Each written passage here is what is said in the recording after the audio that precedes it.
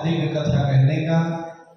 वास्तव में जो यह महाराष्ट्र की परंपरा है, मैंने महाराष्ट्र में रहते हुए यह गुंडा महाराज जी का, श्री गुंडा महाराज जी का मैंने नाम सुना था। उस समय मैं वेदांत का अध्ययन करता था।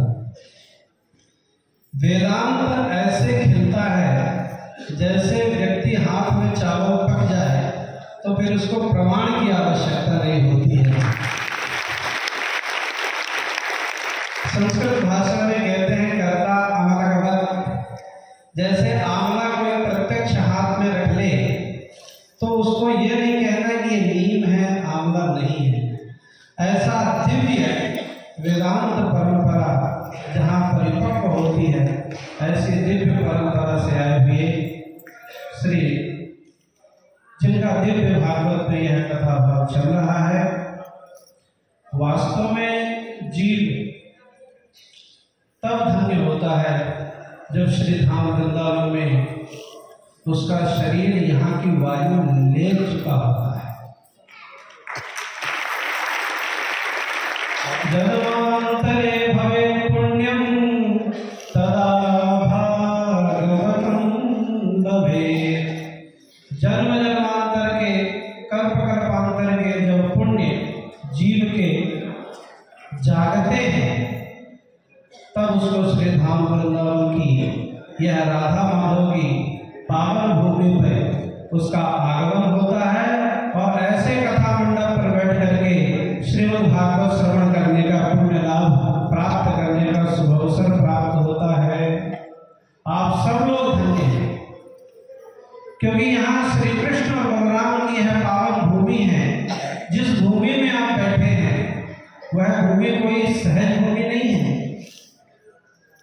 यह संतों की तपश्चर्या की भूमि है। यह गोविंद की क्रीड़ास्थली भूमि है।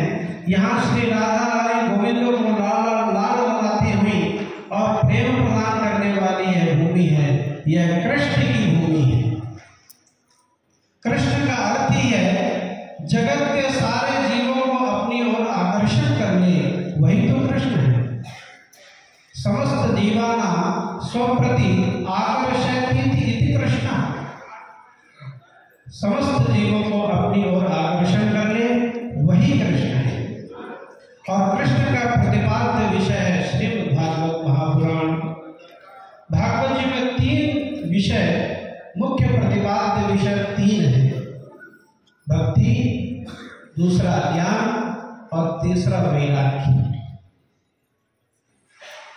जैसे महाराष्ट्र की भक्ति है, साफ साफ अर्थों में बोलूं, जैसे महाराष्ट्र की भक्ति है वैसी वृंदावन की भक्ति है। कोई भिन्नता नहीं है। ज्ञानेश्वर महाराज ज्ञानेश्वरी में भक्ति का व्याख्यान करते हुए कहते हैं, जे जे भेटते भूत ते ते मानिजे भगवंत, हा भक्ति योग निश्चित जान माझा। जो प्राणी मिले, प्राणी मात्र के प्रति, जीव भाव के प्रति केवल कृष्ण की दृष्टि हो जाए, यही तो हमारे जीवन की सार्थकता है। इसलिए शंकराचार्य जी विवेक चूड़ामणि ग्रंथ में कहते हैं, मनुष्यत्व मोक्षत्व महापुरुष संश्रय। हम अपने जीवन में नाना प्रकार के व्यवहार करते हैं, किंतु हमें मनुष्य यह शरीर मिला, इसमें अहोभाग्य है हमारा। देवता भी कहते हैं अहो अमीशान किम कारीशोभनम, भागवत के 5वें स्कंद में, कि ऐसा जीव ने क्या कर्म कर लिया कि जो भगवान श्री हरि की पूजा अर्चना करने के पश्चात उसको सीधा वैकुंठ मिल जाएगा। ऐसी मानव की प्रशंसा करते हैं देवता लोग। दूसरा है मुमुक्षा। जीवन में परमात्मा के प्रति आशा की किरणों से भगवान हमें मिलेंगे।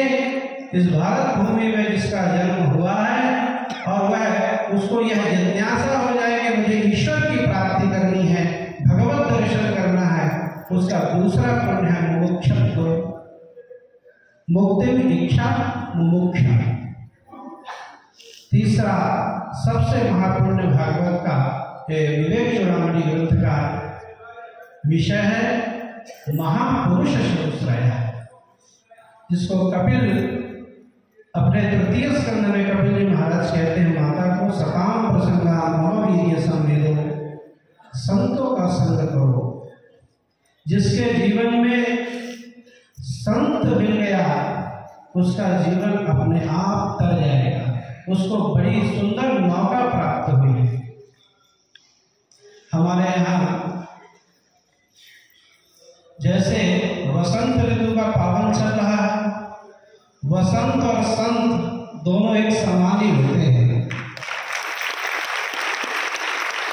वसंत ऋतु से पत्ते नवायमान होकर के वृक्षों में आते हैं, पुराने हट जाते हैं। उसी प्रकार संत जब जीवन में जुड़ जाए तो हमारे जीवन के अंदर भी कृष्ण का भाव जागृत कर देते हैं। इसलिए संत और वसंत दोनों एक समान होते हैं।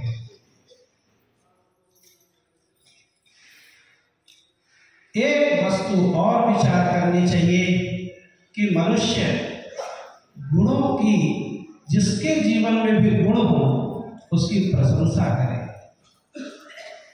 गुणाधिकां लिप्सेत् अनुक्रोशं गुणाधमा, पैतृं समानादं वीक्षेन् न तापैरविभूयते,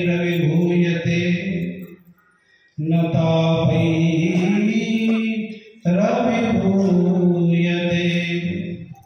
अधिकां गुणान् मुदं लिप्सेत्।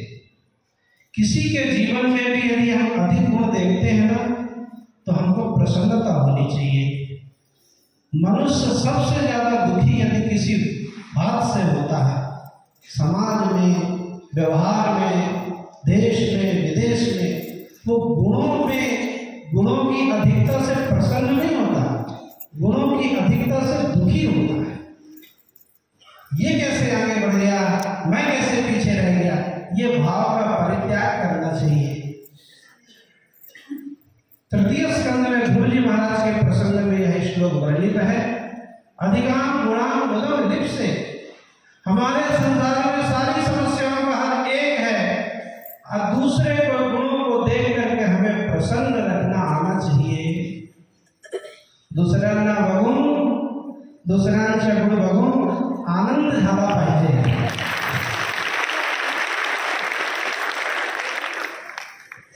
हमारे कृष्ण कहते हैं गुण रहितम कामना रहितम प्रतिक्षणम वर्धमानम अनुभव रूपम सूक्ष्मतरम प्रेम स्वरूपम। भागवत जी की व्याख्या में प्रेम की महिमा गाई गई है कि भगवान तो गुण रहित को अपनाते हैं, किंतु संसार में जब दूसरों को गुण दिखाई दे तो उसकी प्रशंसा करनी चाहिए। अधिकां गुणं मुदं लिप्सेत्। इससे क्या होगा, फल क्या है? तो कहते हैं जो हृदय जल रहा है दूसरों के गुणों को देख करके वह हृदय ठंडा हो जाएगा। न तापै रविभूयते, उसको कभी ताप संताप नहीं होगा और कृष्ण के चरणों में उसकी अहर्निश भक्ति निरंतर बढ़ती रहे। तो गुण रहितम कामना रहितम, हृदय में जिसके जीवन में कामनाओं की समाप्ति हो जाती है वहां से कृष्ण की भक्ति का आरंभ होता है। प्रतिक्षणम वर्धमानम, प्रतिक्षण हमारा गोविंद के प्रति, भक्ति के प्रति, ज्ञान के प्रति हम निरंतर संतों के जीवन में जुड़े रहें। संतों के जीवन से जुड़े रहेंगे तो हमारे जीवन में निरंतर गुणों का वर्धन अपने आप होता रहेगा।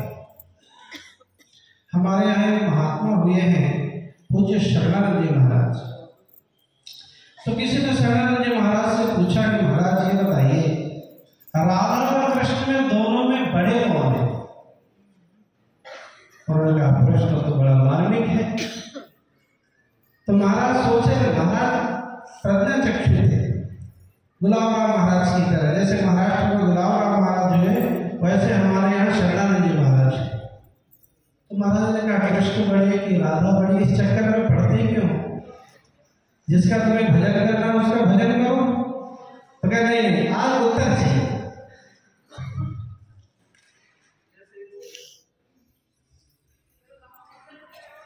मेरी आवाज आ रही है? कृष्ण बड़े की राधा बड़ी। महाराज भी विचार करते हुए साधन करना चाहिए, कृष्ण बने कि राधा बने इसमें पढ़ना नहीं चाहिए। तो उन्होंने सुंदर उत्तर दिया, देखो मैं कृष्ण बड़ा कि राधा बड़ी है तो नहीं जानता, मैं तो उन दोनों के बीच में गेंद हूँ, फुटबॉल। राधा जी की तरफ जाता हूँ तो मुझे राधा जी बड़ी लगती है, और बांके बिहारी की तरफ जाता हूँ तो बांके बिहारी बड़ी लगती है। महाराज का उत्तर सुनकर के गदगद हो गए। वास्तव में संत हमारे अंदर, हमारे जीवन में सबसे प्रमुख और मुख्य स्थिति में होना चाहिए, जिसके जीवन में सत्संग गोविंद कहते हैं एकादश स्कंद में कि अनुप्रजा में हम मन्ने पूजये त्यंग्री रेणुभी। मैं संतों के पीछे नहीं चलता, मैं संतों के इतनी दूर पीछे चलता हूं कि उनके चरणों से निकली हुई धूली जब मेरे मस्तक पर पड़ती है तो मैं पवित्र हो जाता हूं।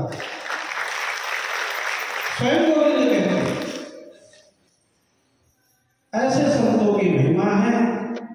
हम जिस धाम वृंदावन में रहते हैं, हमारी बंसी भी टेढ़ी ठाकुर जी की। विठल जी तो थोड़ा ठीक पोजीशन पे खड़े हैं, हमारे तो सब टेढ़े ही, टांग टेढ़ी, गर्दन टेढ़ी, बंसी भी टेढ़ी, और जो नाम उसमें भी एक क्री लगा हुआ है वो भी टेढ़ा। हमारे ठाकुर जी कहते हैं हम तो फंसाने वाले हैं। देखो बहुत जगत में हमने ज्ञान दिया, त्रेता में दिया, द्वापर में दिया, राम जी बन गए, त्रेता में दिया, द्वापर में एक काम हमें कम करना है, हमें प्रेम की बंसी में बजा करके जीवों को आनंद देना है। इसलिए इसके धाम में बांके बिहारी राधा कृष्ण माधव के रूप में यहाँ विराजमान है।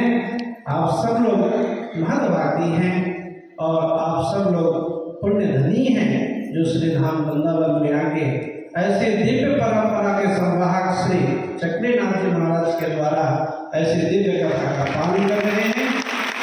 मैं आप सब लोगों की मंगल कामना करते हुए अपनी वाणी को विराम देता हूँ। जय श्री कृष्ण।